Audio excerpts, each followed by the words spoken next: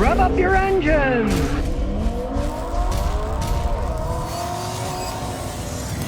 Kyler Gibney said, Scotty, do you think the new 2021 Dodge Durango would be a good buy for an SUV? Should I buy a used Toyota SUV? Buy a used Toyota SUV. Dodge products do not hold up over time. I tell people, you really want to get a Dodge? Get it out of your system. Lease one. Then you'll lose less money than if you buy it and sell it when it's 3 or 4 years old. And if there's any problems, you don't own it. It's their problem. Give them back the car. You buy the car and you have problems. They might have to fix it under warranty. Half the time they don't fix it right anyways, but then it's basically your problem. Lease it if you want, but if you want to actually buy a car, get a Toyota used SUV. They're 10 times what the Dodges have over time. Plus, I'm cheap. I'd never buy a new car anyways. It's a waste of money. Even the Toyotas, they say, oh, it's great. You know, after 4 years, it still has 50% of its value. Like, hey, I wouldn't want to lose 50% of my money in 3 or 4 years. Buy them when they're used, but buy the good ones, like Toyota. Never buy a used Dodge. That's the biggest mistake on the planet. Axel RC says, Scotty, my 2017 Ford Edge transmission sensor went out at 28,000 miles. That's not surprising. They put so much high technology into these cars. I see things breaking that should never, ever break that fast. I'll give you an even worse one. Guy brought me a Volkswagen Passat over the other day. At 47,000 miles, the windshield wipers went out. It's going to cost $1,300 to fix. I'm like, whoa, the computer module that operates it went bad, and that's over $1,000. What kind of a moron is building a car that uses a computer module to operate the windshield wipers? That tells you how ridiculous these engineers are getting and the garbage that they're making these days. It's unfortunate, but that's how it is, and you bought one that has that stuff, and it'll continue to break until you get rid of the car. I can guarantee you that. Scotty, are used engines from Japan any good? Well, they're generally excellent engines. In Japan, they don't drive as much. It's a smaller country. They take a lot of train rides. Some guys like park their car at their cottage in the countryside and only use it for little trips. But they also have a law in Japan, from what a Marine told me who was stationed in Japan. Because I didn't believe the other people's stories, but he was a straight shooter. And he said, Scotty, it's really weird. He said, I needed an alternator from Mitsubishi, and they were like $500 at the dealer, and they don't have parts stores here. So I went to a junkyard, and they sold me an alternator for $50. And then I saw him crushing these cars that looked brand new. And he said, what turns out is in Japan, as you own a car, as it gets old, there's a progressive tax. So if you have like a 15-year-old car, you pay more tax than you would leasing a brand new car. So they destroy all their cars after certain years, but they take the engines and transmissions out and sell them all over the world, especially in the United States. And they can be great, low mileage engines. But one of my son's Celica, I mean, those things can run forever. Some of them have 15, 20,000 miles on them. You got to do a little bit of modifications. A lot of times the exhaust won't fit, so you got to change the exhaust manifold. Sometimes you got to change the oil pan from your old engine and put that on so it fits on an American car. But they're generally great engines. Philip Macy says, Scotty,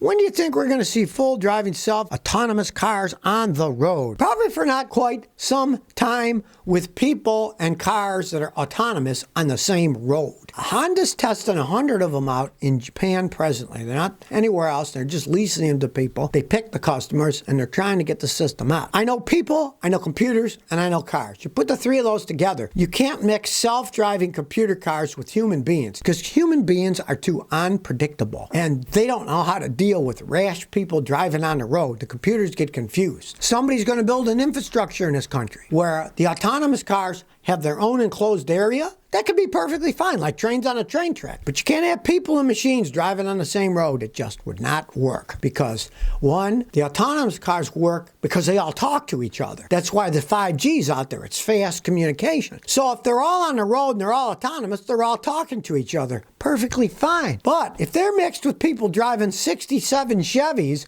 with no computers on them, with humans driving them, those autonomous cars can't talk to that car and they don't know what to do. So I don't think it's going to be quite some time until you see them on normal roads here in the United States. Tweaked 8 to 18 says, Scotty, you inspire me to become a mechanic. All right, yeah, well, you know, mechanics are a strange group of people. They're generally very individualistic people because they fix things by themselves. And the good ones, like myself, ran their own business where they work by themselves. Didn't have to deal with anybody but the machines. They're happy dealing with the machines. Cars are getting more and more complex. If you don't mind learning electronics, you can make a lot of money. Half the people at the dealers don't even know how to work on cars anymore because keep paying the kids less and less. If you're smart and you learn how to do it and run your own business, and don't worry that people say, oh, electric cars are going to take over. They might in the very far future, but like I say, even modern cars, you got to know electronics. So if you're really good with electronics, it's not going to be no big deal learn how to fix electric cars either. They're still cars, they just have electric motors and batteries, or they might have hydrogen fuel cells. You'd have to learn a little bit about hydrogen fuel cell technology. Take me, I didn't know anything about air conditioning because I grew up in Niagara Falls, New York, and worked on cars there, right? Then none of them had air conditioning. Well, I moved to Texas. What did I do? I learned all about how to fix air conditioning cars.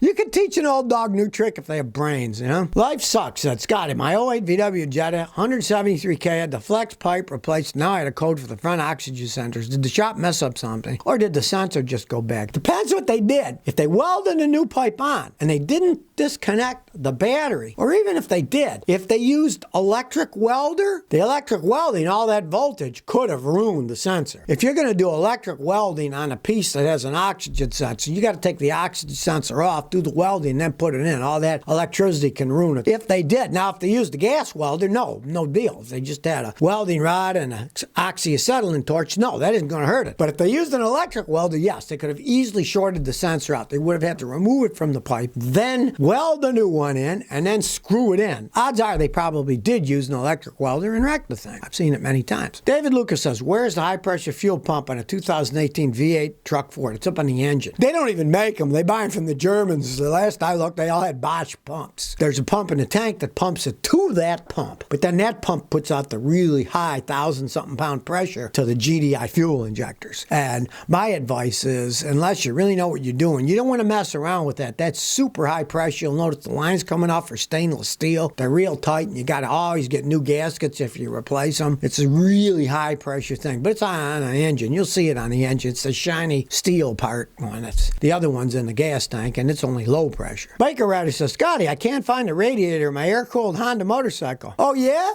Well, I've got an air-cooled Triumph motorcycle, and it has a radiator. Because it's an oil cooler radiator. It's not a bad idea. Actually, the Triumph is oil air-cooled because it holds a ton of oil, and the oil takes the purpose of water cooling the engine. It has a lot of oil, and it's really well designed, doesn't overheat in traffic, and it's a big radiator, but there's no water in it because there's no water pump and there's no coolant in the motorcycle. It's just oil, but it does the same purpose. Now, the Honda, if it's really old, wouldn't even have an oil cooler on it. But the Japanese made them so well, they never really had any overheating problems anyways. The Japanese really, they hit motorcycles on the head after World War II because we wouldn't let them build fighter planes and weaponry anymore, so all their airplane mechanics went into building motorcycles instead. Boy, they made them great too. John Paul Iaconetti says, I got an '02 Honda Accord. I want to use an engine stop leak. Would you recommend AT205? Well, he said AT250, but it's actually AT205. Company in Chicago makes it. ATP, Automatic Transmission Products. Yes, that's the only one I recommend. And the only thing it's going to work on is engine oil seals. It'll fix engine oil seals. Your head gasket's leaking, nothing's going to fix that. If it's a valve cover gasket, nothing's going to fix that. If it's the oil pan gaskets, nothing's going to fix it. But if it's an oil seal, front main seal, rear main seal, cam seals, it can help seal them. So you put a whole bottle in with clean oil. Don't try it with dirty oil. Change the oil and filter first. Then put the AT205 reseal on and then pray it works, because if it doesn't, it costs a lot of money to take an engine apart, especially if you got to pull the engine out to change the rear main seal. Flash Timberwolf says, Scotty, I want to buy a used Ford Crown Vic or a Mercury Grand Marquis. What's the oldest model I can get still use as a daily driver? Okay, well, they're both basically the same car anyway. It's not year, it's mileage. Those things were well made. You can get the oldest one you want. Maybe some old guy died and he left it and it's 24 years old. It still can be a good car if it's low mileage. It's the mileage that you go by, not the year. The year doesn't matter, it's the mileage. If one's 5 years old and it's got 200,000, you're better buying a 20-year-old one that's only got 80,000 miles on it. They are well-made vehicles, and it's the mileage that you worry about, not really the age. Till you get to 30 or 40 years old, if they're still making them then they're so old, all the rubber's going to be rotten. That's the only thing you worry about then. Number one Steelers fan says, have you heard about the new Nissan van that has a built-in office for people who work from home? Yeah, I thought that was a pretty cool idea. You know, everything's going internet savvy, and if you live in an area that has good 5G, here in Tennessee where I live, yeah, they got great great 5G. You're watching me on my 5G Google Pixel phone now. That's what's broadcasting this thing, and it works quite well if you're in a 5G area, or maybe you're not in a 5G area, so then you drive and park in an area that has 5G and your office is there. Even better, maybe you live out in the country and it doesn't work, so you drive into the city and sit there in a parking lot using a 5G and then go back. Not a bad idea. I'm not a Nissan fan. I don't like their products, but I like that particular idea. So if you never want to miss another one of my new car repair videos, remember to ring that bell.